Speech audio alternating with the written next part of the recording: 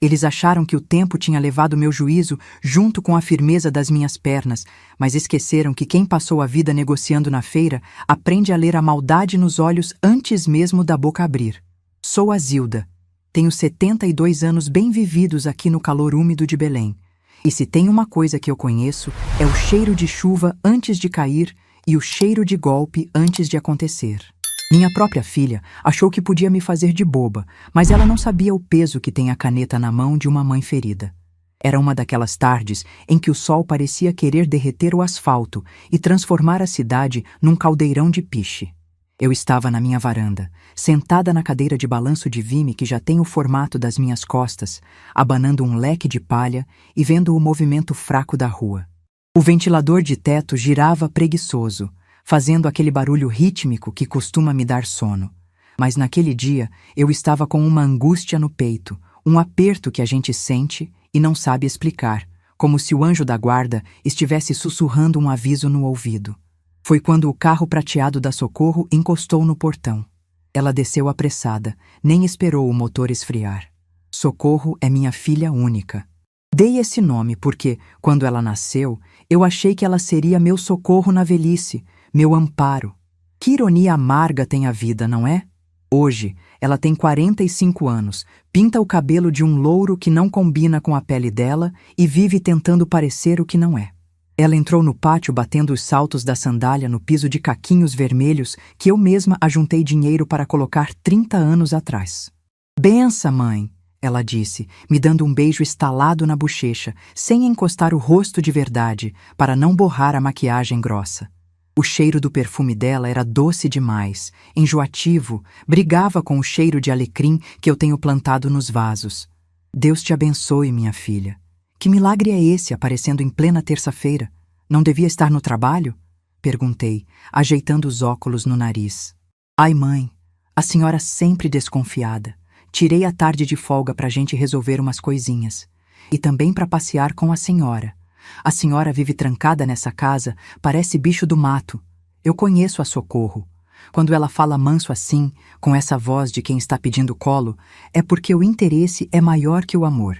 Mas mãe é um bicho besta, né? A gente sempre quer acreditar que o filho mudou, que lembrou da gente por saudade. Passear onde, Socorro? Com esse calor, minha pressão sobe que nem leite fervido. Vamos num lugar fresquinho, mãe. No ar-condicionado. Vai se arrumar, bota aquela sua blusa de seda azul que a senhora gosta. Vamos, anda, não demora. Eu levantei devagar, sentindo os joelhos estalarem. Fui para o quarto e abri o guarda-roupa de madeira maciça, aquele que comprei com o dinheiro das vendas de tucupi e jambu no Ver-o-Peso. Durante 40 anos, eu tive banca na feira. Acordava às 3 da manhã, pegava chuva, carregava peso, discutia preço com fornecedor, tudo para que a Socorro não precisasse pisar na lama. Ela estudou em colégio de freira, fez faculdade, nunca precisou vender um maço de cheiro verde para comprar o pão. Talvez esse tenha sido meu erro. Dei o conforto, mas não ensinei o valor do suor. Vesti a blusa azul, passei um batom cor-de-boca e peguei minha bolsa velha de couro preto. É uma bolsa pesada, onde carrego meus documentos, meu terço e um vidrinho de óleo de copaíba que serve para tudo. Quando saí do quarto, Socorro me olhou de cima a baixo, como se estivesse avaliando uma mercadoria. Tá ótima, mãe. Vamos, que eu tenho hora. Entrei no carro dela, que estava quente como um forno. O ar-condicionado demorou a gelar. Enquanto ela dirigia, desviando dos buracos e xingando os motoqueiros, começou o discurso. Mãe, esse meu carro tá uma lata velha. A senhora viu o barulho que fez quando ligou? É um perigo? Imagina se eu fico enguiçada numa rua deserta à noite? É perigoso demais hoje em dia. Eu fiquei calada, olhando a paisagem passar pela janela. As mangueiras frondosas faziam sombra na avenida. Aquele carro dela não tinha nem 3 anos. Lata velha era o Fusca que o pai dela tinha, que a gente empurrava na ladeira para pegar no tranco. É, minha filha, as coisas estão difíceis, respondi, seca. Pois é, eu vi uma oportunidade única, mãe. Um SUV, sabe? Desses altos, seguros. O vendedor é amigo do Beto. Fez um preço especial. Mas precisa ser para hoje, senão eu perco. O Beto era o namorado da vez. Um sujeito que falava alto, ria demais e trabalhava com negócios. mas ninguém nunca sabia explicar que negócio era esse. Eu nunca gostei dele. Tinha olhar de peixe morto, frio e escorregadio. E você tem dinheiro para isso, Socorro? Perguntei, já sentindo onde a conversa ia dar. Ah, mãe, dinheiro a gente ajeita. O problema é a burocracia. O banco tá chato, sabe? Eles pedem muita coisa. E como eu mudei de emprego agora, meu cadastro tá desatualizado. Ela parou o carro. Não era num shopping, nem numa praça. Era na frente da agência bancária, no centro da cidade. Um prédio espelhado, imponente, que refletia o sol de um jeito que doía a vista. Chegamos, ela disse com um sorriso nervoso. No banco, Socorro? O passeio era no banco? É rapidinho, mãe. É só para eu ver um negócio e a senhora me faz companhia. Lá dentro é geladinho, tem café. Desci do carro com dificuldade. Minhas pernas pesavam toneladas. Entramos na agência e o choque térmico foi imediato. O ar gelado arrepiou os pelos do meu braço. O ambiente era silencioso. Só se ouvia o teclar dos computadores e o bip das senhas. Socorro nem pegou a fila normal. Foi direto na máquina de atendimento prioritário e tirou uma senha para mim. Usou minha idade para pular na frente dos outros. Eu senti vergonha. Sempre gostei de esperar minha vez, de respeitar a ordem das coisas. Logo fomos chamadas. A mesa ficava no fundo, numa sala com paredes de vidro. O gerente era um rapaz novo, de terno apertado e cabelo cheio de gel. Ele sorriu quando viu a Socorro, um sorriso cúmplice de quem já tinha conversado antes. Dona Socorro, que bom que veio. E essa deve ser a famosa Dona Zilda, disse ele, estendendo a mão mole para mim. Apertei com firmeza, calejada de anos descascando mandioca. Ele puxou a mão rápido. Sentem, por favor, o café já vai sair. Sentei na cadeira giratória, segurando minha bolsa no colo como se fosse um escudo. Socorro sentou ao meu lado, inquieta, mexendo nos anéis. Então, mãe, ela começou, virando a cadeira para ficar de frente para mim, segurando minhas mãos com aquelas unhas postiças compridas. O negócio é o seguinte, o Beto conseguiu o carro, mas o financiamento no meu nome ia ficar com os juros muito altos. Um absurdo, sabe? Roubo mesmo. Eu olhei para ela, depois para o gerente, que digitava algo no computador sem nos olhar, fingindo que não estava ouvindo, mas com as orelhas em pé. E o que eu tenho com isso, Socorro? Mãe, a senhora tem crédito. A senhora tem aquela pensão do papai, tem a aposentadoria e nunca deveu 1 centavo para ninguém. Seu nome é limpo igual água de fonte. O gerente aqui, o Ricardo, viu que a senhora tem uma margem ótima aprovada. Margem? Repeti a palavra, sentindo um gosto amargo na boca. É, um empréstimo consignado, mãe. Coisa simples. Desconta um pouquinho todo mês e a senhora nem sente. O gerente parou de digitar e imprimiu um maço de papéis. A impressora fez um barulho contínuo, cuspindo folhas e mais folhas. Ele grampeou tudo e colocou na mesa, na minha frente. 50 mil reais, Dona Zilda, disse ele como se estivesse me dando um prêmio. Em 84 vezes. Uma oportunidade excelente. 50 mil reais. Eu fiz as contas rápido na cabeça. 84 meses são 7 anos. 7 anos pagando por um carro que eu não ia dirigir para uma filha que mal vinha me visitar. Eu olhei para o valor da parcela. Era quase metade do que eu ganhava. 50 mil? Minha voz saiu baixa. Socorro, isso é muito dinheiro. Como eu vou viver com metade da minha aposentadoria?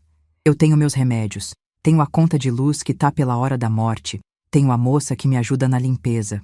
Socorro soltou minhas mãos e bufou, impaciente. A máscara de filha boazinha caiu num instante. Ai, mãe, não começa com o drama. Eu vou pagar as parcelas para a senhora, é lógico. Eu só preciso do seu nome. O dinheiro cai na sua conta, a senhora transfere para a loja do carro e pronto. Todo mês eu deposito o valor da parcela na sua conta. E se você não depositar, Socorro? E se você perder o emprego? E se esse carro quebrar? Ela revirou os olhos. Aquele gesto me feriu mais do que um tapa. Era o gesto de quem me achava uma velha chata, um estorvo, alguém que não entendia como o mundo funciona. Mãe, pelo amor de Deus, a senhora não confia na sua própria filha? Eu sou sangue do seu sangue. Confiança não paga boleto, minha filha. E o banco não quer saber de sangue, quer saber de dinheiro. Foi aí que ela apelou. Ela se inclinou para perto de mim, baixou o tom de voz, mas as palavras eram duras como pedras. Mãe, presta atenção. A senhora já tem 72 anos. A senhora não sai de casa, não viaja, não compra nada. A senhora tá velha. Para que a senhora quer esse nome limpo? Para levar pro caixão? O nome da senhora não vale nada se não for para ajudar a família. A senhora não usa o nome para nada mesmo. O silêncio que se fez na sala foi ensurdecedor. O gerente pigarreou, constrangido, e ajeitou a gravata. Eu senti como se tivessem me dado um soco no estômago. A senhora já está velha. Seu nome não vale nada. Não usa para nada. Minha mente viajou para o passado num relance.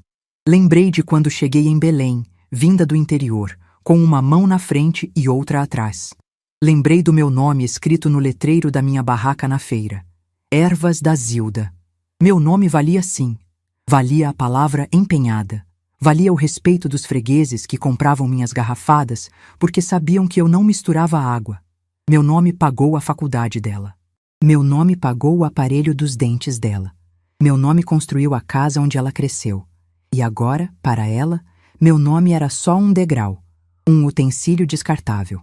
Ela achava que eu era um vegetal esperando a morte e que minha única função era servir de fiadora para os caprichos dela e do namorado malandro. Eu olhei para as mãos dela sobre a mesa. Mãos macias, sem calos, unhas feitas. Olhei para as minhas mãos, enrugadas, com as marcas do tempo e do trabalho. Assina aqui, dona Zilda. O gerente empurrou a caneta dourada na minha direção, apontando para o X marcado na linha pontilhada. É só uma rubrica. E aqui a assinatura completa. Socorro sorriu de novo, achando que tinha vencido pelo cansaço e pela humilhação. Ela achou que me diminuindo, me fazendo sentir inútil, eu ia ceder para tentar ser útil uma última vez. É isso que fazem com os velhos, não é? Fazem a gente acreditar que somos um peso e que a única forma de compensar o estorvo que somos é dando tudo o que temos. Mas a Zilda da feira não morreu. Ela estava apenas descansando na varanda. E aquelas palavras da Socorro acordaram uma força que eu nem sabia que ainda tinha. O sangue ferveu nas minhas veias, quente como o tucupi no fogo. Peguei a caneta. Era pesada, fria. Onde é para assinar mesmo? Perguntei com a voz tremendo, mas não de fraqueza. Aqui, mãe, bem aqui. Socorro apontou ansiosa, os olhos brilhando de cobiça. Assina logo que a gente vai comer um sorvete depois. De cupuaçu que a senhora gosta. Sorvete de cupuaçu. O prêmio de consolação por vender minha paz de espírito.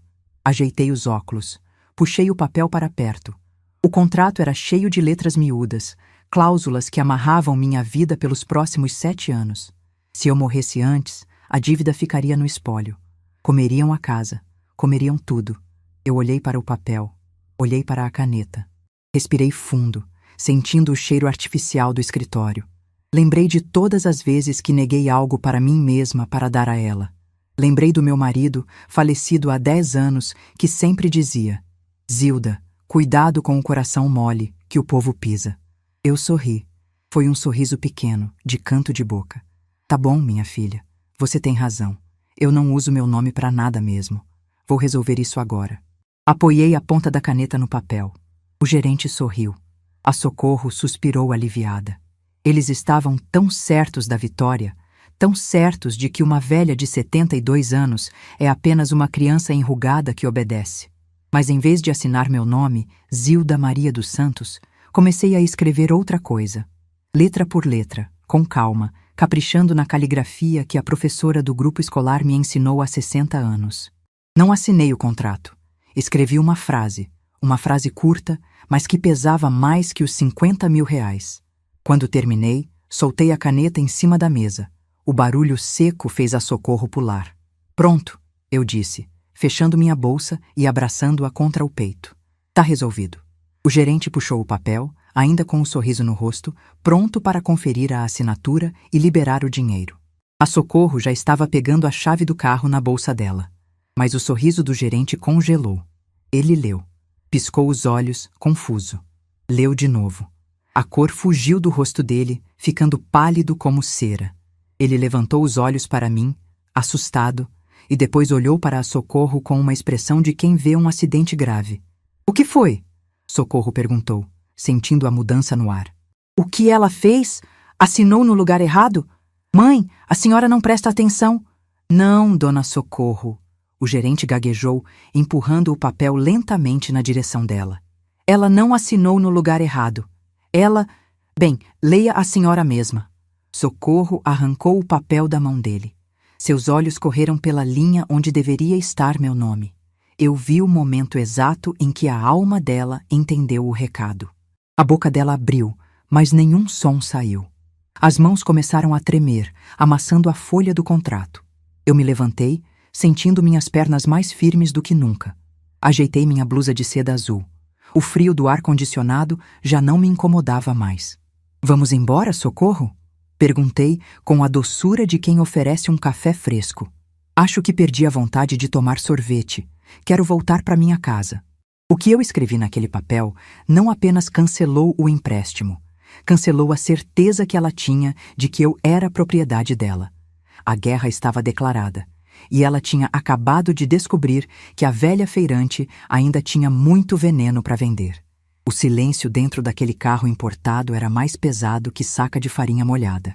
A Socorro dirigia com as mãos tremendo no volante, os nós dos dedos brancos de tanta força que ela fazia, como se quisesse esganar o couro sintético. De vez em quando, ela me olhava de rabo de olho, um olhar misturado de raiva e de medo, como se de repente eu tivesse virado um bicho desconhecido sentado no banco do carona. O ar-condicionado continuava gelando, mas eu sentia um calor subir pelo meu pescoço, não de temperatura, mas aquele calor de quem acabou de acordar de um pesadelo longo e percebeu que a casa ainda está de pé. A senhora ficou doida, mãe? Ela soltou finalmente quando paramos num sinal vermelho na Avenida Nazaré. A voz dela saiu estridente, desafinada. Escrever aquilo na frente do gerente? O Ricardo é amigo do Beto. A senhora tem noção da vergonha que me fez passar? Deserdando você. Francamente, a senhora anda assistindo novela demais. Eu continuei olhando para a frente, vendo os mangueirais passarem como gigantes verdes abençoando a cidade. Não respondi de imediato. Antigamente, eu teria pedido desculpa. Teria dito que foi, sem querer, que eu estava nervosa. A Zilda de ontem teria tentado consertar o vaso quebrado. Mas a Zilda que saiu daquele banco era outra. Não é novela, Socorro.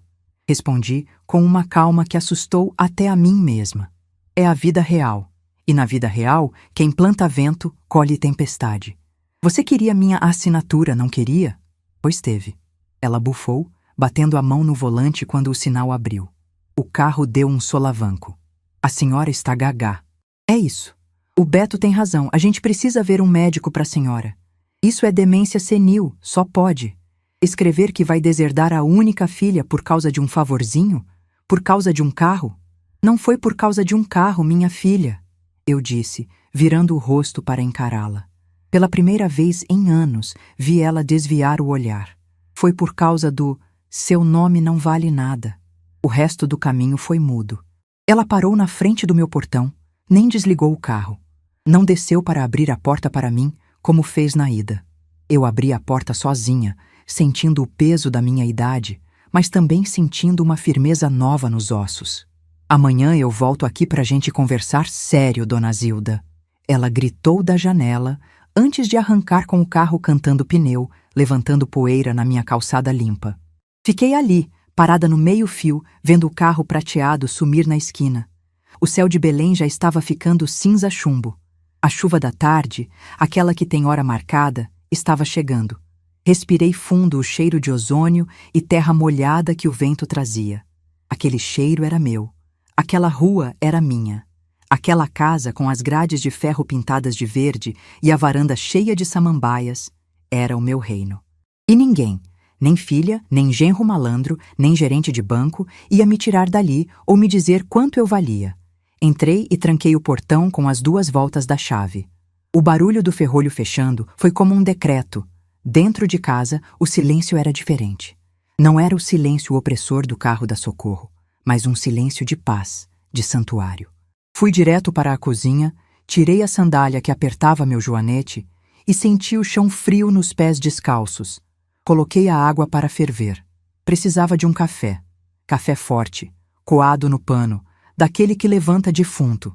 Enquanto a água chiava na chaleira, fui até o meu quarto, abri as janelas para o vento entrar. Olhei para o espelho do guarda-roupa. O reflexo me devolveu a imagem de uma mulher de 72 anos, com os cabelos brancos presos num coque frouxo, a pele do pescoço flácida, as manchas de sol nas mãos. Mas olhando bem no fundo dos olhos castanhos, eu vi a menina que descia o rio de barco, vindo do Marajó.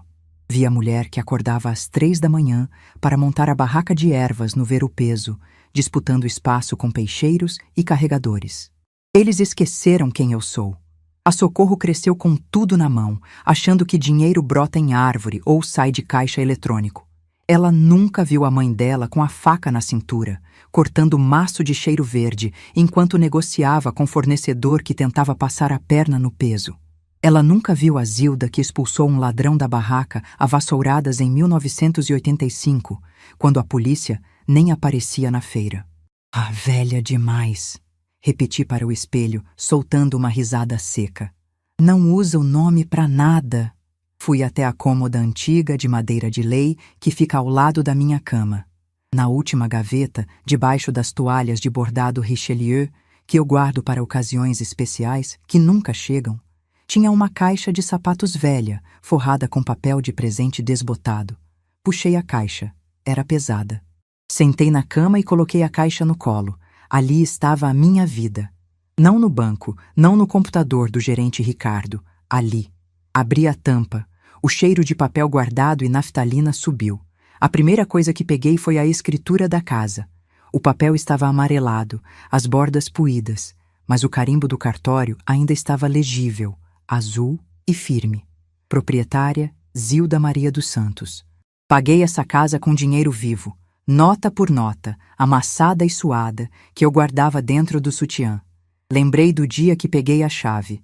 A Socorro tinha 5 anos, corria pelo quintal de terra batida gritando que ia ter um quarto só para ela. Eu chorei naquele dia. Chorei de orgulho. E agora, ela queria penhorar esse suor todo por um carro de luxo? Debaixo da escritura, a caderneta de poupança antiga da Caixa, aquela azulzinha. Eu não movimentava muito, é verdade, mas todo mês, religiosamente, eu tirava um pouquinho da aposentadoria e guardava. Para uma emergência, eu dizia. A Socorro achava que eu gastava tudo com remédio e com a igreja. Mal sabia ela. Tinha ali um dinheiro que daria para me manter por um bom tempo se o mundo desabasse. Não era fortuna de rico, mas era a fortuna da liberdade. Quem tem seu pé de meia não precisa baixar a cabeça para ninguém. Continuei revirando a caixa. Encontrei uma foto antiga em preto e branco. Eu e meu falecido marido, o Tião, na frente da nossa primeira barraca. Ele sorria, com aquele dente de ouro que ele tinha orgulho de mostrar. O Tião era bom homem, mas tinha o coração mole. Se não fosse eu segurando as rédeas, ele tinha dado tudo o que tinha para os amigos. Lembrei de quando ele morreu. A dor foi grande, um buraco no peito. Mas no dia seguinte ao enterro, eu estava lá na feira. Porque o luto a gente guarda no peito, mas a vida exige coragem. Ai, Tião, sussurrei, passando o dedo no rosto dele na foto. Nossa filha puxou tua mania de grandeza, mas não puxou tua bondade. Ela quer ser rica sem trabalhar. E achou que eu ia ser o degrau dela. Foi aí que encontrei o que eu estava procurando de verdade. No fundo da caixa, enrolado num pano de prato velho, estava um caderno de capa dura, daqueles de contabilidade, com a borda vermelha. Abri. Nas páginas, minha letra caprichada anotava tudo. Não só contas de dinheiro. Eu anotava a vida. Datas de aniversário, remédios, telefones importantes. Fui folheando até as últimas páginas, onde eu guardava os contatos que a gente não coloca no celular, porque celular a gente perde ou roubam. Ali estava o número do Dr. Azevedo. Ele já deve ter uns 80 anos, se estiver vivo. Foi ele quem me ajudou quando tentaram tomar meu ponto na feira nos anos 90. Um advogado das antigas, que não usa terno brilhante nem tem escritório de vidro, mas que conhece a lei como quem conhece a palma da mão. E logo abaixo, o telefone da Dica. Benedita. Minha comadre de feira, madrinha de batismo da Socorro, embora a menina nem peça a bênção para ela hoje em dia. A Dica sabia de tudo o que acontecia na cidade. Se tinha fofoca, golpe ou novidade, a Dica sabia antes de sair no jornal. A água ferveu na cozinha, o apito da chaleira me chamando de volta para o presente. Guardei tudo na caixa, mas deixei o caderno de fora. Levantei da cama sentindo minhas pernas mais leves. Aquele peso de chumbo que eu senti no banco tinha sumido. A humilhação tem um poder curioso. Ela pode te esmagar ou pode te fazer virar aço.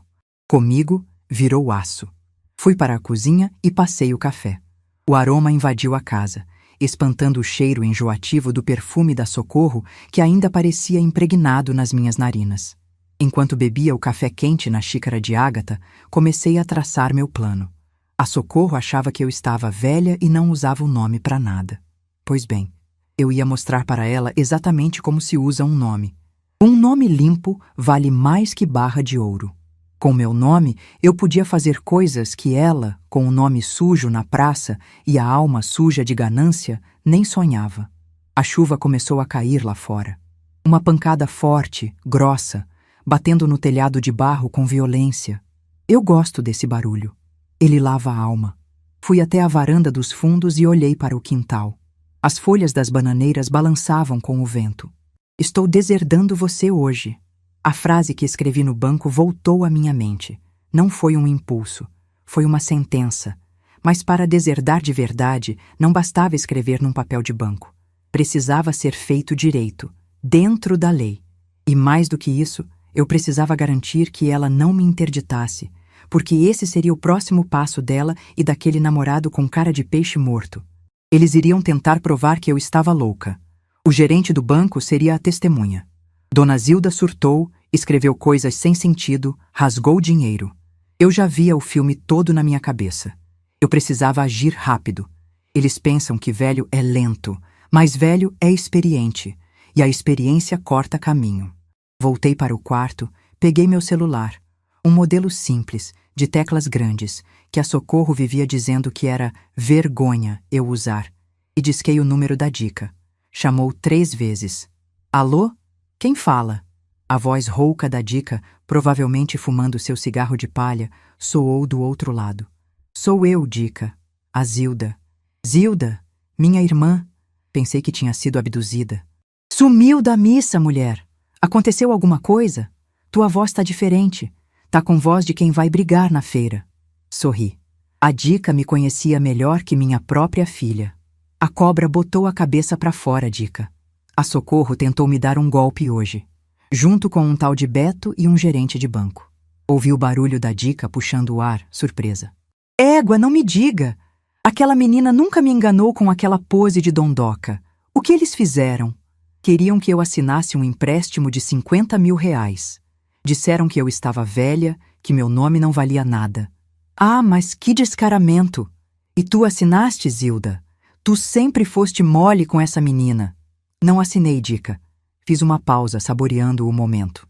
Eu escrevi que ia deserdar ela na frente de todo mundo. A gargalhada da Dica do outro lado da linha foi tão alta que eu tive que afastar o telefone do ouvido. Ela ria com gosto, uma risada de quem já viu de tudo nessa vida e adora ver a justiça sendo feita. É isso aí, minha velha. Mostra pra eles quem é a dona do tucupi. Mas escuta, Zilda. A voz dela ficou séria de repente. Oh, tu sabes que isso não vai ficar assim, né? Eles vão vir pra cima. Esse tal de Beto... Eu já ouvi falar de um Beto que anda enrolando viúva por aí. Se for o mesmo, o bicho é liso. Eu sei, Dica. Por isso te liguei. Eu preciso do contato atualizado do Dr. Azevedo. E preciso saber quem é esse Beto de verdade. Tu consegues descobrir pra mim? Zilda, tu me ofendes perguntando isso. Me dá 2 horas.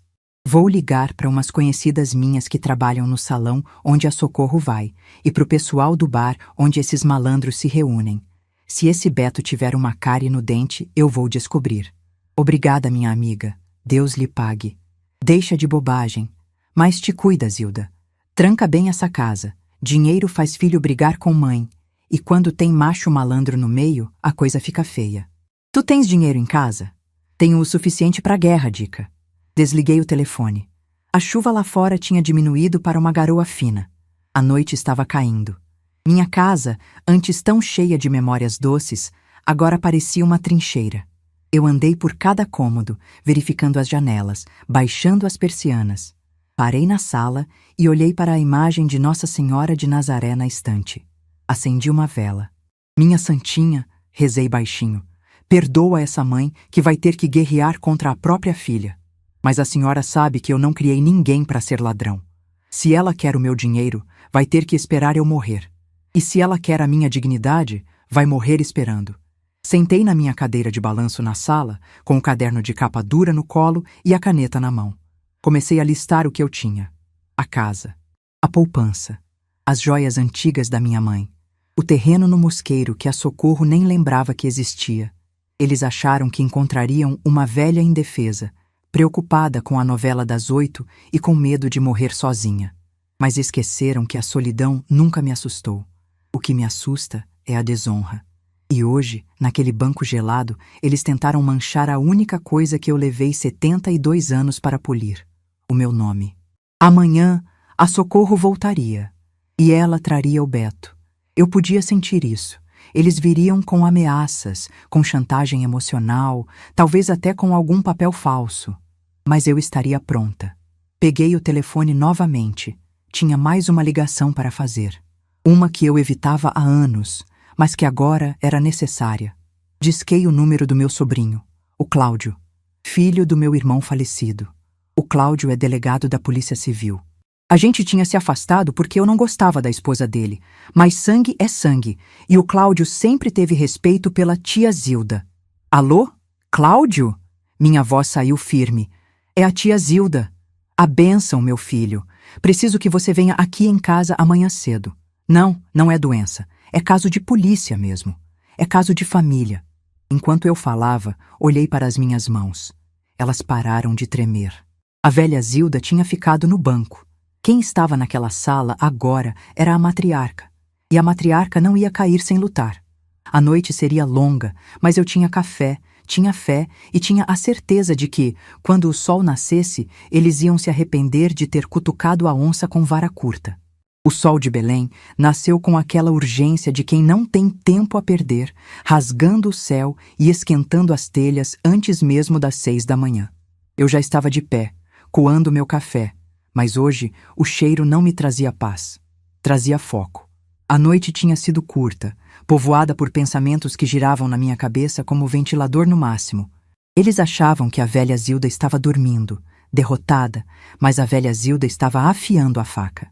Tomei meu café preto, sem açúcar, sentindo o amargo descer rasgando a garganta. Era assim que a vida estava agora. Amarga, mas necessária para despertar.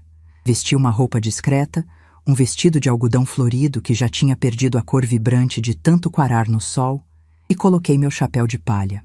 Se eles queriam uma velha inofensiva, era exatamente isso que iriam ver. Saí de casa silenciosa como uma sombra. O bairro ainda acordava, o padeiro passando na bicicleta, o cheiro de pão fresco misturado com o vapor do asfalto úmido. Peguei um táxi na esquina. Não chamei aplicativo para não deixar rastro no celular que a Socorro vivia futucando quando vinha aqui ajudar. Para o comércio, moço. Rua da Ladeira. Pedi. O motorista me olhou pelo retrovisor. A senhora vai cedinho bater perna, dona? Vou pagar promessa, meu filho. Promessa antiga. E não era mentira. Eu tinha prometido a mim mesma, 30 anos atrás, que nunca mais passaria fome nem humilhação. E promessa de Zilda é dívida. O escritório do doutor Azevedo ficava num prédio antigo, daqueles com azulejos portugueses na fachada e escadaria de madeira escura que range a cada passo. Não tinha elevador, nem ar-condicionado central, nem recepcionista com cara de modelo. Tinha cheiro de livro velho, poeira e tabaco de cachimbo. O Azevedo estava lá, curvado sobre uma mesa cheia de papéis, parecendo uma tartaruga sábia dentro do casco de um terno cinza. Zilda? Ele ergueu os olhos por cima dos óculos de leitura, surpreso. Mas que ventos te trazem aqui sem avisar? Aconteceu algo com a Socorro? Sentei na cadeira de madeira dura à frente dele e coloquei minha bolsa no colo. Aconteceu, Azevedo. A Socorro morreu. Ele arregalou os olhos, tirando os óculos. Como assim, mulher? Deus a tenha. Foi acidente? Não, Azevedo. Ela está viva de corpo, andando e respirando. Mas a filha que eu criei, a menina que eu carreguei no braço. Essa morreu ontem, dentro de uma agência bancária.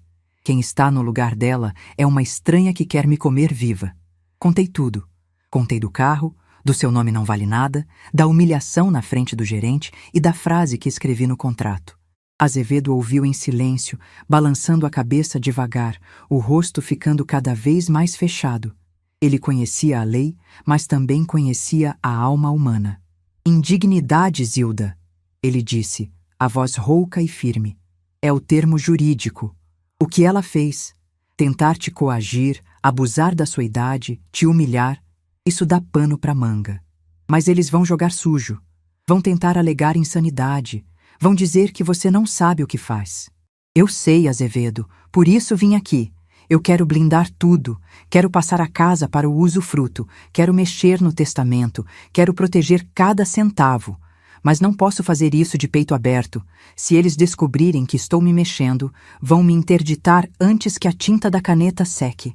Você precisa de provas, Zilda. Palavra de velha contra palavra de gente moça. O juiz pode até ter boa vontade, mas o papel canta mais alto.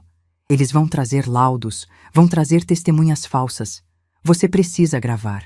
Precisa fazer eles confessarem a intenção de te lesar. Saí de lá com uma estratégia montada e um peso diferente no coração. Não era mais medo, era responsabilidade. Passei numa loja de eletrônicos no centro.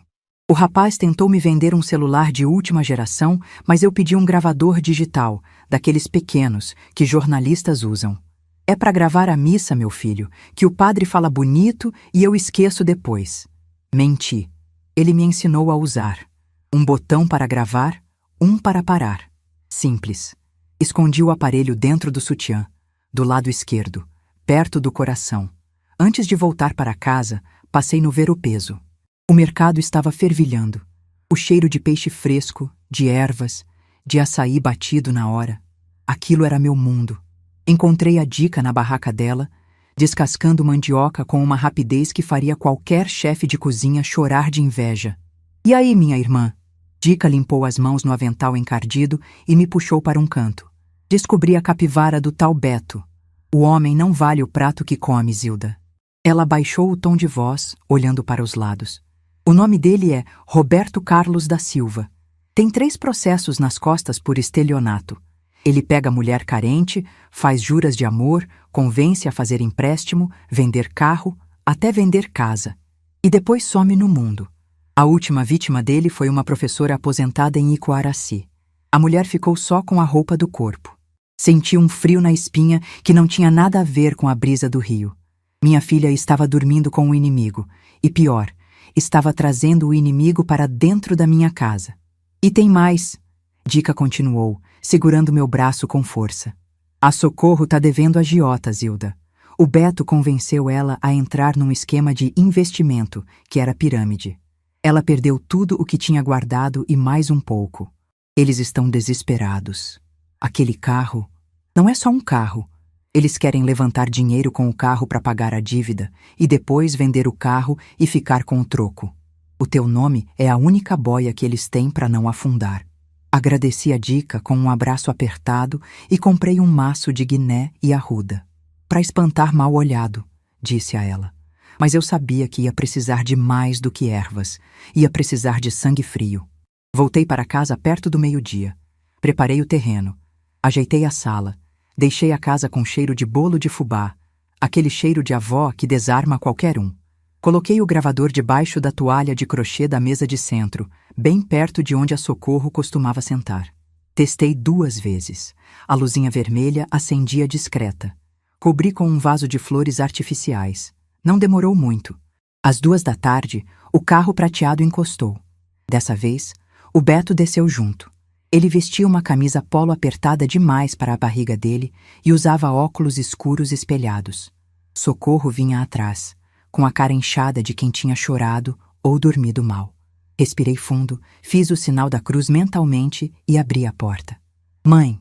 Socorro entrou já falando alto, mas o tom era diferente de ontem.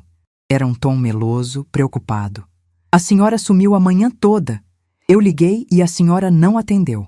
A gente ficou preocupado, achando que a senhora tinha passado mal. O telefone estava descarregado, minha filha.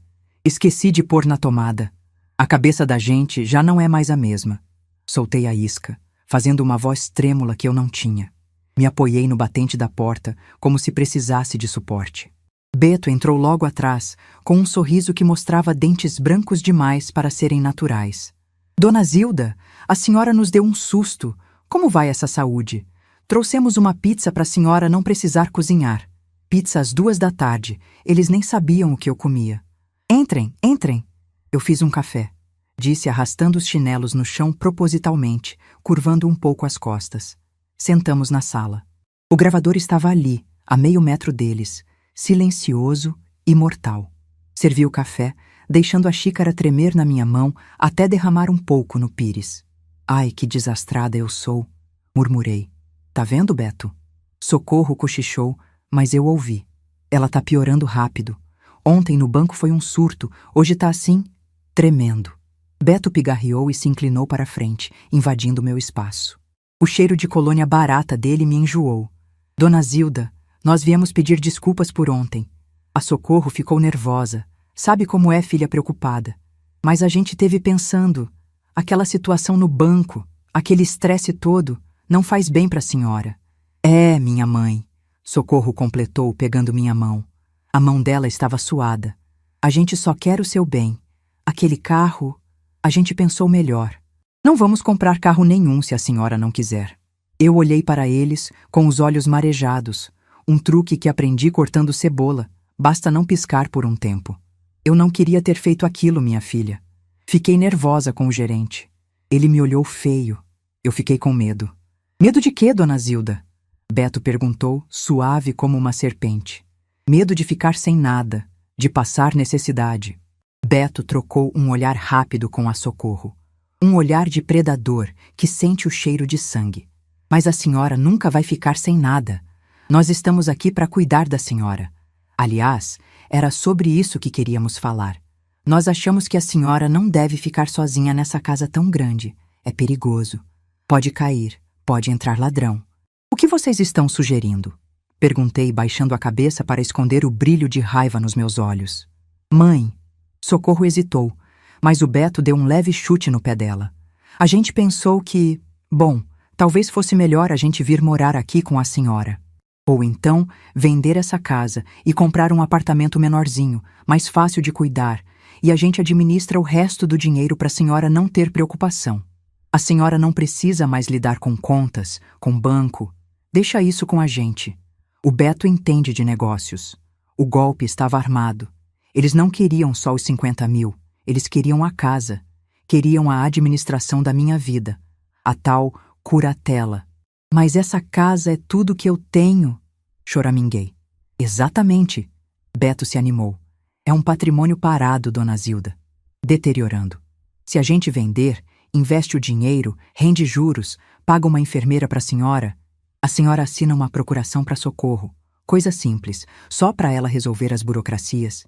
E a senhora fica tranquila, assistindo sua televisão. Uma procuração? Repeti a palavra, como se fosse difícil de entender. É, mãe. Uma procuração de plenos poderes. Assim a senhora não precisa mais ir no banco passar aquele nervoso. Eu resolvo tudo. A gente cuida de tudo. Eu precisava que eles fossem mais explícitos. Precisava da confissão da dívida, da urgência. Mas e aquele dinheiro do carro? Vocês não precisavam para agora? Socorro mordeu o lábio. Precisamos, mãe.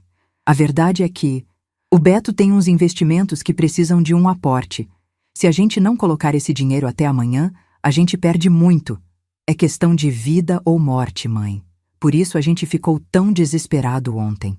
Se a senhora assinasse a procuração hoje, a gente resolvia isso e salvava o futuro da nossa família. Investimento em quê, meu filho? Perguntei para o Beto. Criptomoedas, dona Zilda. Coisa moderna. O futuro. A senhora não entenderia, é muito técnico. Mas o retorno é garantido. Tríplica em um mês. Criptomoedas. O nome chique para a pirâmide que a Dica me falou.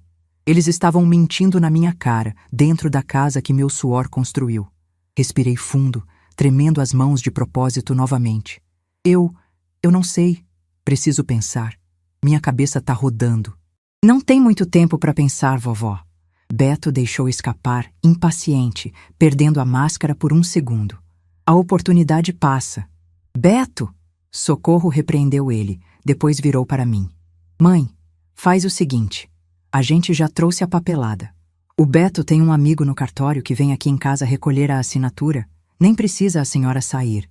A gente marca para amanhã de manhã, a senhora dorme, descansa, e amanhã a gente resolve tudo e tira esse peso das suas costas. Eles achavam que tinham vencido. Achavam que a velha estava acuada, confusa e pronta para entregar a coroa. Amanhã de manhã?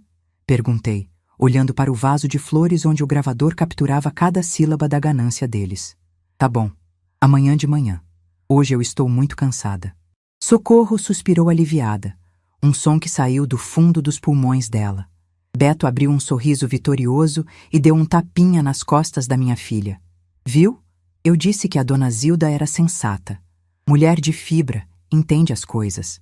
Eles se levantaram. Socorro me deu um beijo na testa, um beijo frio, de Judas. Descansa, mãe, toma seu remédio. Amanhã cedo a gente traz o moço do cartório. E não se preocupa com nada, viu?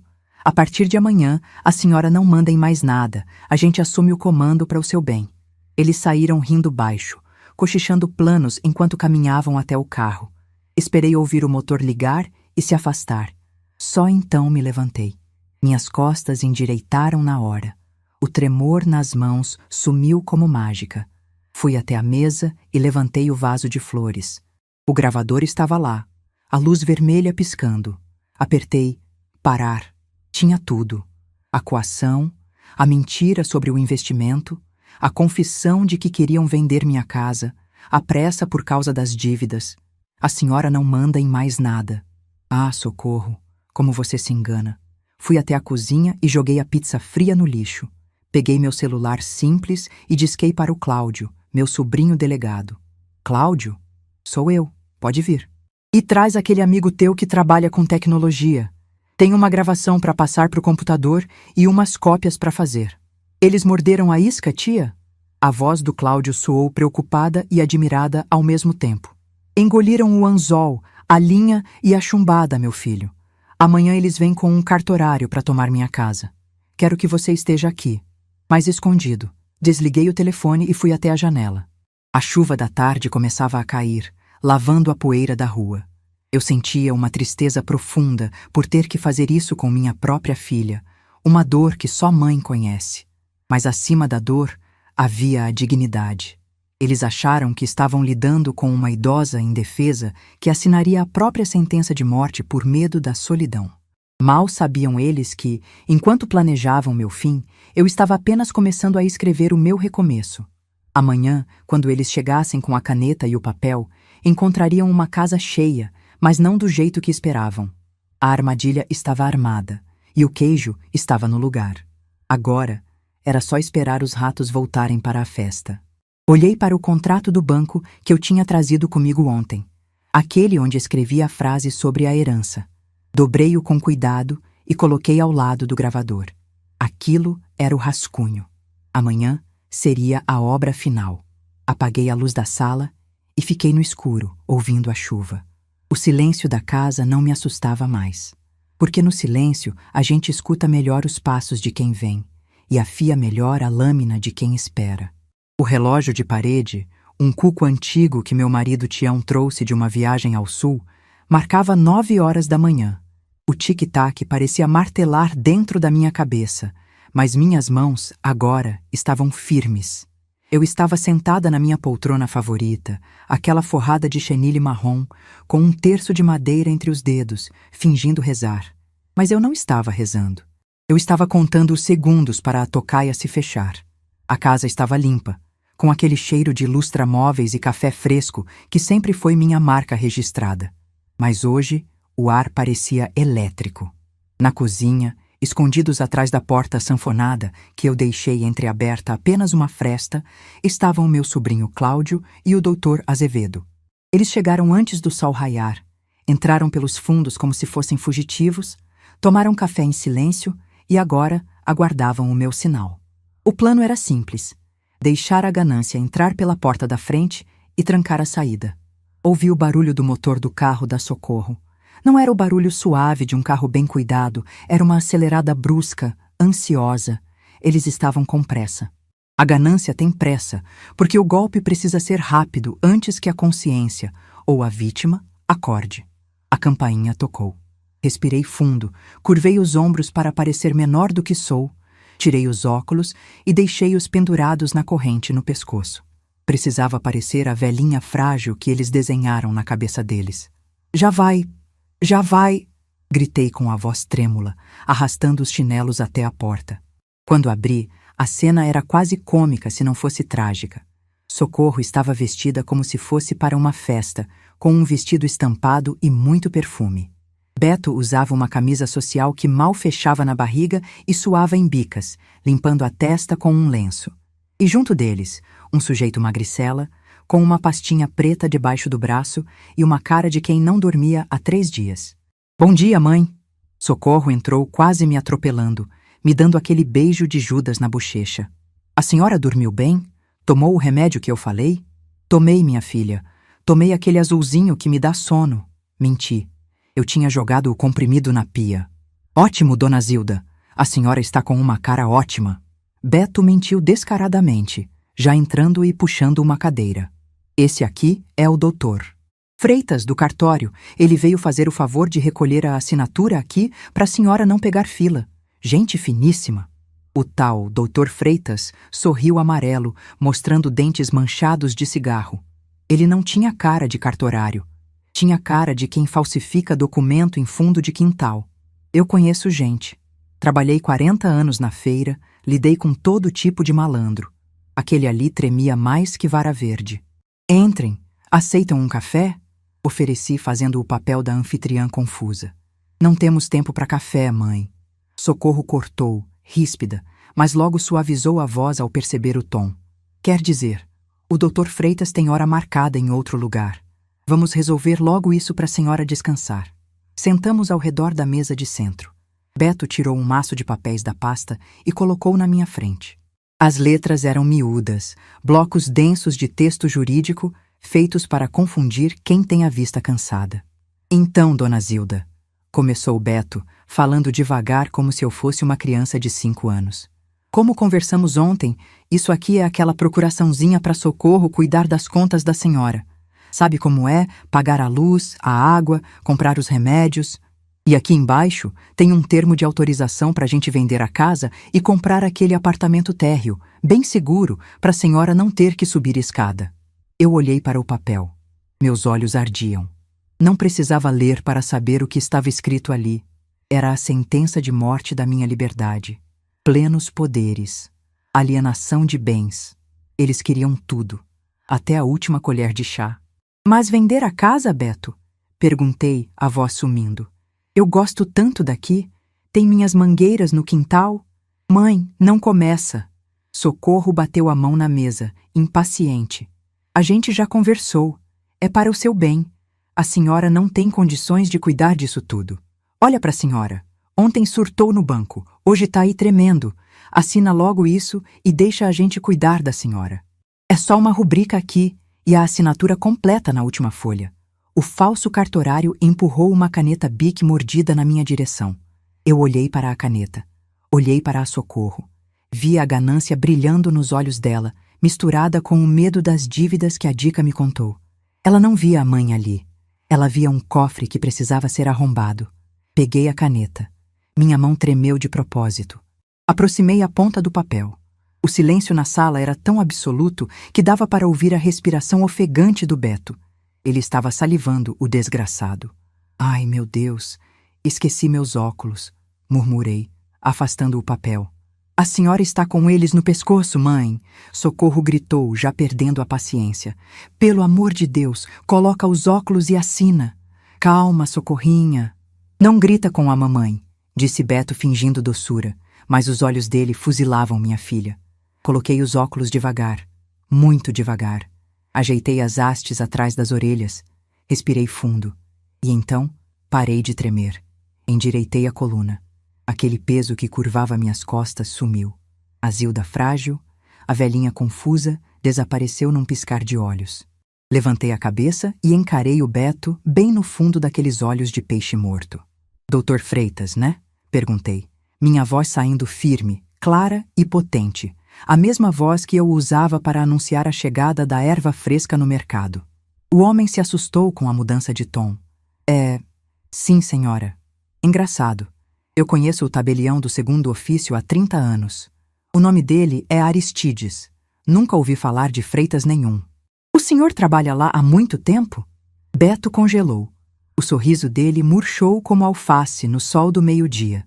Dona Zilda, o Freitas é novo, é assistente. A senhora está confundindo as coisas. Eu não estou confundindo nada, Roberto Carlos. Usei o nome completo dele, que a dica tinha me passado. Ele recuou na cadeira como se tivesse levado um tapa. Eu posso ter 72 anos, mas eu não sou burra. E muito menos gagá. Soltei a caneta na mesa com um estalo seco. Eu não vou assinar porcaria nenhuma. Socorro se levantou, vermelha de raiva. Mãe, a senhora ficou louca de vez? A gente precisa desse dinheiro. O Beto tem um investimento... Investimento em pirâmide? Cortei ela, implacável. Ou para pagar os agiotas que estão atrás de vocês? A cor sumiu do rosto da Socorro. Ela olhou para o Beto, apavorada. Quem te contou isso? Eu sou mãe, Socorro. Mãe sabe de tudo. E o que mãe não sabe, a rua conta. Vocês acharam mesmo que podiam entrar na minha casa, me tratar como um traste velho, dizer que meu nome não vale nada e me roubar na cara dura? Beto se levantou, agressivo. A máscara de bom moço caiu totalmente. Olha aqui, sua velha caduca, a gente não tem tempo para sermão. A senhora vai assinar essa merda agora ou a gente vai ter problemas. Socorro, pega a mão dela. Ele avançou na minha direção. Foi o erro dele. Cláudio! Gritei sem me mexer 1 milímetro. A porta da cozinha se abriu com um estrondo. Cláudio entrou na sala com a arma no coldre e o distintivo de delegado pendurado no pescoço, brilhando mais que ouro. Atrás dele, o doutor. Azevedo, segurando uma pasta de couro e com a expressão séria de um juiz no dia do juízo final. Bom dia, senhores. A voz do Cláudio preencheu a sala, grave e autoritária. Alguém falou em problemas? Beto parou no meio do caminho. Ele olhou para o Cláudio, olhou para a arma, olhou para mim. As pernas dele tremeram de verdade dessa vez. O falso cartorário tentou se levantar para correr em direção à porta, mas Cláudio foi mais rápido. Senta aí, doutor. Ninguém sai até eu mandar. Socorro caiu sentada no sofá, as mãos no rosto, começando a chorar. Um choro feio, soluçado. Cláudio, o que você está fazendo aqui? Mãe, o que é isso? Isso, minha filha, chama-se flagrante. Respondi, me levantando da poltrona com a dignidade de uma rainha. Caminhei até a mesa e peguei o gravador que estava escondido no vaso de flores desde ontem. Levantei o aparelho para que todos vissem. Está tudo aqui, disse, olhando para o Beto. A coação de ontem. A mentira sobre o investimento. A confissão de que queriam vender minha casa sem eu saber. E agora, a tentativa de estelionato com documento falso e falso funcionário público. Doutor. Azevedo se aproximou da mesa, pegou os papéis que o Beto tinha trazido e ajustou os óculos. Interessante. Ele murmurou, folheando o contrato. Procuração de plenos poderes. Doação simulada. Isso aqui é um prato cheio, dona Zilda. Tentativa de estelionato. Falsidade ideológica. Formação de quadrilha e violência patrimonial contra idoso. O Estatuto do Idoso é bem rigoroso com isso. Da cadeia sem fiança. Beto estava pálido como cera. Ele tentou sorrir para o Cláudio num desespero patético. Doutor Cláudio, veja bem, é um mal-entendido. A dona Zilda é idosa. Ela confunde as coisas. A gente só queria ajudar. Cala a boca, Roberto, Cláudio rosnou. Eu levantei tua ficha. Tu tens 3 mandados em aberto em outros estados. Tu vens dando golpe em viúva há 5 anos, mas hoje a casa caiu. E caiu feio. Cláudio fez um sinal e sacou as algemas. O som do metal clicando foi a música mais triste e, ao mesmo tempo, mais libertadora que já ouvi. Ele algemou o Beto com as mãos nas costas. O falso cartorário nem precisou de algema, se encolheu no canto pedindo pelo amor de Deus. E então sobrou a Socorro. Ela olhava para mim com o rímel escorrendo pelo rosto, uma mistura de maquiagem cara e desespero barato. Mãe, Alice, ela soluçou. A senhora vai deixar ele me prender? Eu sou sua filha. Eu sou sangue do seu sangue. A sala ficou em silêncio. Todos olharam para mim. O Cláudio segurava o Beto, mas esperava minha palavra sobre a Socorro. O Dr. Azevedo me olhava com compaixão. Senti uma dor no peito, uma pontada aguda. Era a dor do cordão umbilical sendo cortado pela segunda vez, mas agora sem anestesia. Lembrei dela pequena, correndo no quintal. Lembrei dela na formatura. Mas também lembrei dela no banco, dizendo que eu não valia nada. Lembrei dela ontem, planejando vender meu teto. Caminhei até ela. Parei na frente da minha filha única. Ela tentou segurar minha mão, mas eu cruzei os braços. Sangue do meu sangue. Repeti, a voz embargada, mas firme. Você disse isso no banco também? Mas sangue não justifica crime, Socorro. Você trouxe um bandido para dentro da minha casa. Você tentou me jogar na rua. Você olhou nos meus olhos e mentiu. Eu estava desesperada, mãe. Eu ia pagar tudo de volta. Não, você não ia. Você ia sugar tudo até não sobrar nada e depois ia me largar num asilo qualquer para morrer sozinha. Eu conheço o cheiro da maldade, minha filha. E infelizmente hoje esse cheiro vem de você. Virei-me para o Cláudio. Leve o Beto e esse outro sujeito. Eles vão para a delegacia. E a Socorro, tia? Cláudio perguntou, baixo. Respirei fundo, sentindo o cheiro de chuva que vinha da janela aberta. A decisão mais difícil da minha vida. A Socorro... Olhei para ela uma última vez. Ela não vai presa hoje, Cláudio. Não porque ela não mereça, mas porque eu não quero a vergonha de ter uma filha na cadeia. Mas ela vai sair dessa casa agora, com a roupa do corpo. E nunca mais, ouviu bem, Socorro? Nunca mais vai pisar aqui. Socorro arregalou os olhos. Mãe, a senhora não pode fazer isso. Eu não tenho para onde ir. O Beto pegou tudo meu. Você tem 45 anos, Socorro. Tem saúde. Tem diploma que eu paguei com suor de feira. Se vira. Vai trabalhar. Vai vender cheiro verde na feira se precisar, para aprender o valor do dinheiro. Mãe! Não me chama de mãe. Minha voz trovejou na sala, assustando até o Dr. Azevedo. Mãe é quem cria, quem ama, quem protege. Você tentou destruir a mulher que te deu a vida. Daqui para frente eu sou apenas a Dona Zilda para você. Apontei para a porta aberta. Rua. Agora. Antes que eu mude de ideia e mande o Cláudio te levar no camburão junto com teu namorado. Socorro se levantou, trêmula. Ela olhou para o Beto sendo arrastado pelo Cláudio, olhou para mim e viu que não tinha mais choro nem vela. A fonte tinha secado. Ela pegou a bolsa, abaixou a cabeça e saiu, sem olhar para trás. Vi minha filha sair pelo portão, derrotada, humilhada pela própria ganância. O Cláudio saiu logo depois, levando os 2 malandros algemados para a viatura que agora eu via estava parada na esquina. A sala ficou vazia. Só restamos eu e o Dr. Azevedo. O silêncio voltou, mas agora era um silêncio limpo. Minhas pernas fraquejaram. Sentei no sofá, sentindo o corpo pesar 1 tonelada. O Dr. Azevedo sentou ao meu lado e colocou a mão no meu ombro. Você foi uma gigante, Zilda. Eu nunca vi tanta coragem. Coragem dói, Azevedo, respondi, deixando finalmente uma lágrima solitária escorrer. Dói mais que parto. Dói agora, disse ele sábio. Mas passa. O que não passa é o arrependimento de ter sido feita de boba. Você salvou sua vida hoje. E quem sabe, talvez tenha salvado a dela também. Às vezes, o fundo do poço é o único lugar onde a gente aprende a olhar para cima. Enxuguei o rosto com as costas da mão. Olhei para a mesa de centro. Os papéis do golpe ainda estavam lá. Peguei o contrato falso e rasguei. Rasguei em 2, em 4, em 1000 pedaços. O som do papel rasgando era o som da minha alforria. Acabou, Azevedo, disse, me levantando e indo até a janela. O sol estava voltando a brilhar lá fora, forte e implacável como o verão de Belém. Eles acharam que eu estava velha demais. Esqueceram que panela velha é que faz comida boa, e que onça velha, quando acuada, vira bicho doido. Respirei o ar quente. Eu estava sozinha, sem filha, sem genro, com o coração remendado. Mas a casa era minha, o dinheiro era meu, e o meu nome... O meu nome estava mais limpo e valioso do que nunca. Aceita aquele café agora, doutor? Perguntei, virando-me para o advogado com um sorriso cansado, mas vitorioso.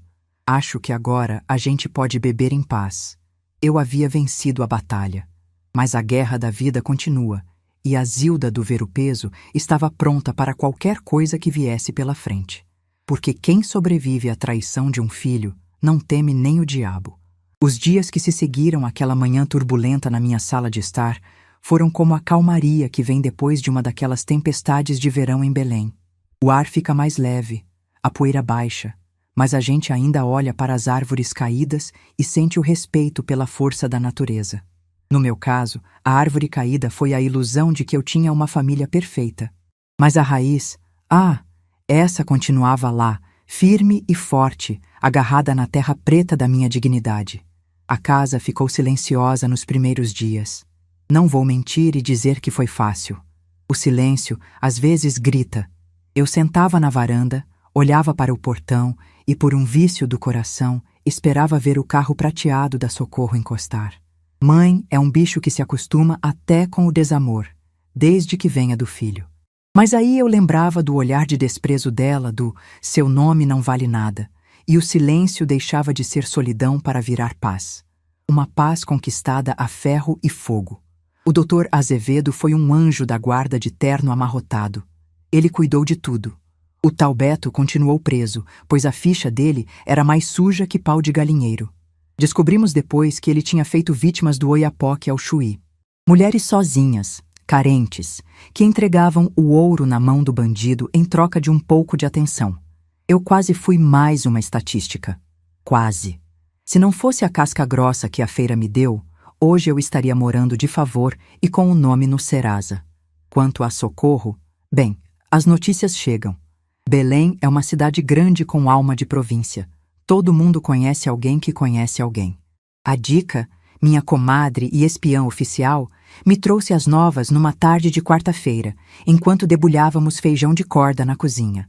Zilda, tu não vais acreditar, disse ela, baixando a voz como se as paredes tivessem ouvidos.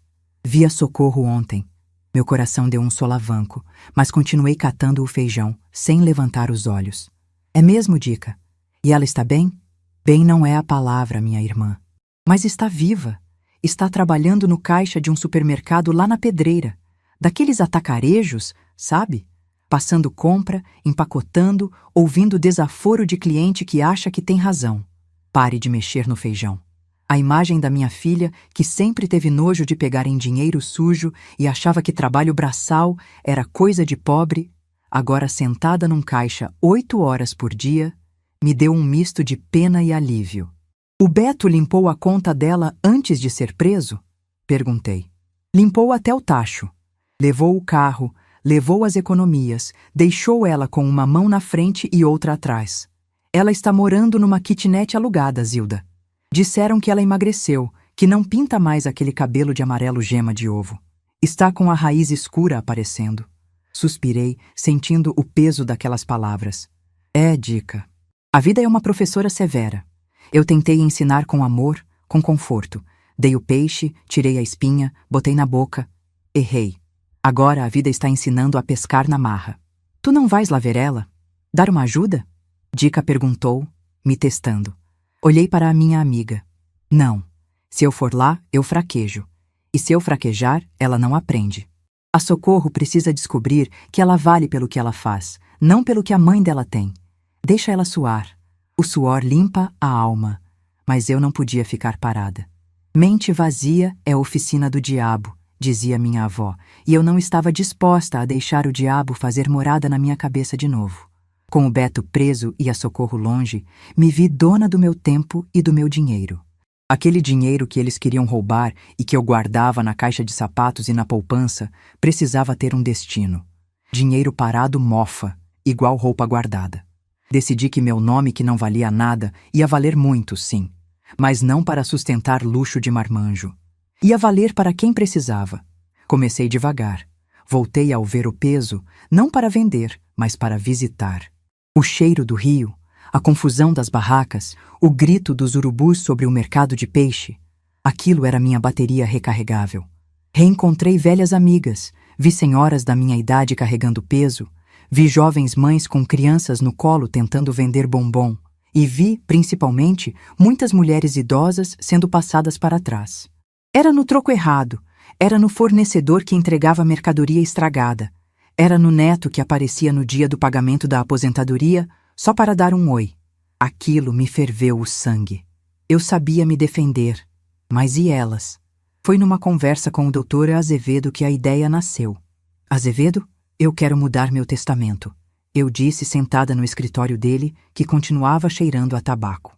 Já deserdei a Socorro por indignidade, como você me explicou, mas não quero deixar meu dinheiro para o governo quando eu morrer.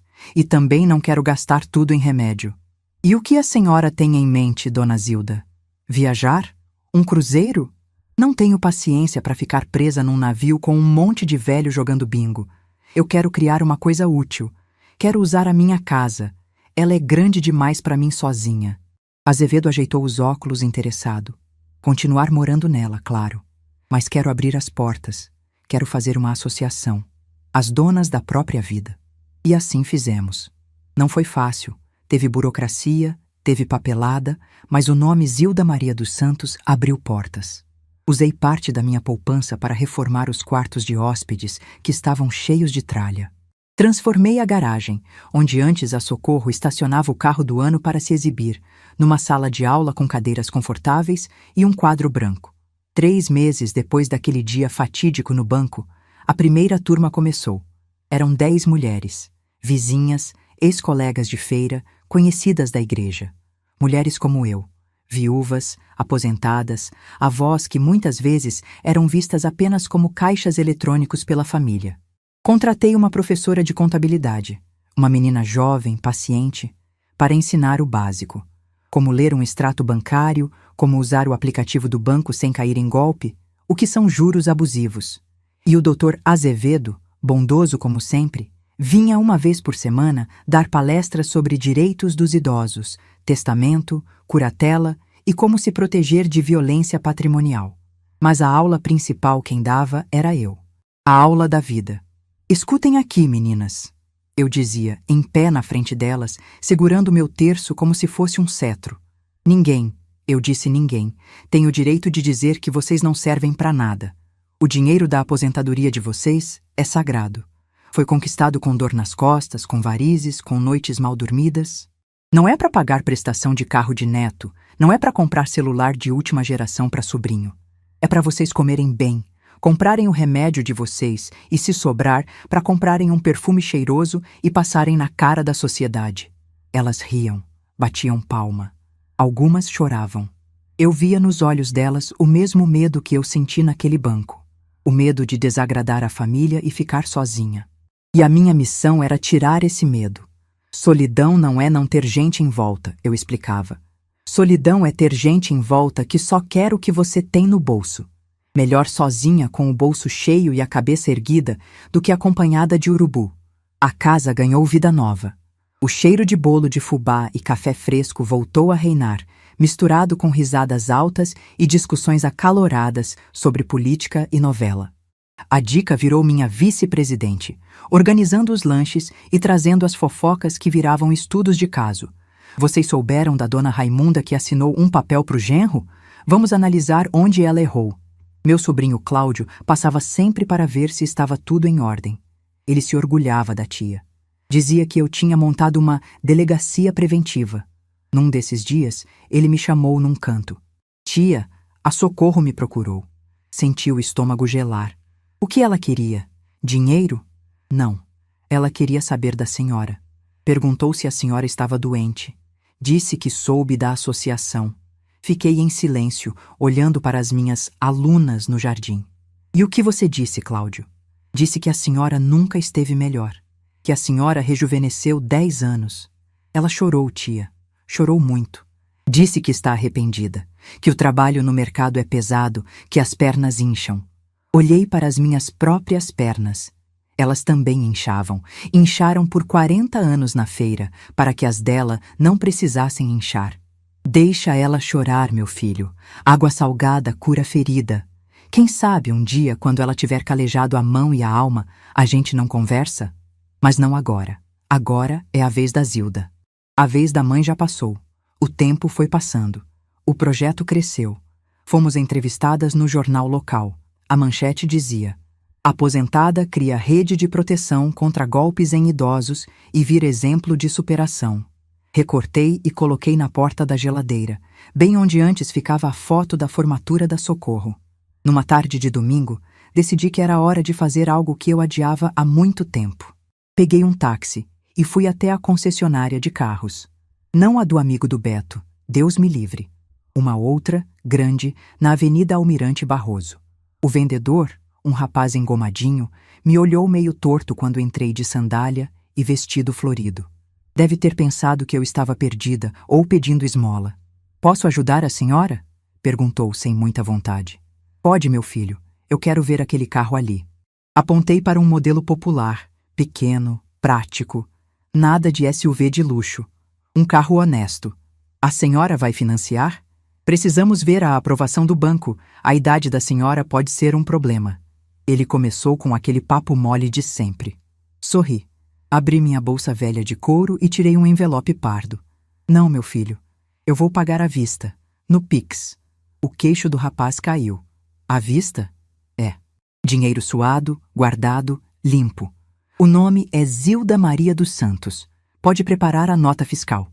"Não, eu não comprei o carro para mim. Eu não dirijo. Tenho medo do trânsito de Belém. Comprei o carro para a associação. Para levarmos as meninas ao médico, para buscarmos aquelas que têm dificuldade de andar, para fazermos passeios até Icoaraci para tomar água de coco vendo o pôr do sol. Contratei um motorista aposentado, o seu Geraldo, um senhor muito distinto que dirigia caminhão e agora estava parado. Ele ficou feliz da vida com o emprego. Quando o carro chegou, adesivado com o logo Donas da Própria Vida, fizemos uma festa. Teve pato no tucupi, maniçoba que ficou cozinhando por 7 dias como manda a tradição, e muito açaí. No meio da festa, a Dica bateu no tacho pedindo silêncio. "Pessoal, atenção! A presidente quer falar." Levantei-me. Meus joelhos doeram um pouco, mas a alma estava leve. Olhei para aquelas 30 mulheres que agora enchiam minha casa e meu coração. Olhei para o Cláudio, para o doutor Azevedo, para o seu Geraldo. "Gente," comecei, e a voz embargou um pouco. Pigarreei e firmei o tom. Há pouco tempo me disseram que eu estava velha demais, que meu tempo tinha passado, que meu nome não valia nada se não fosse para servir aos outros. Houve um murmúrio de indignação. Eu quase acreditei. Porque a gente cansa, sabe?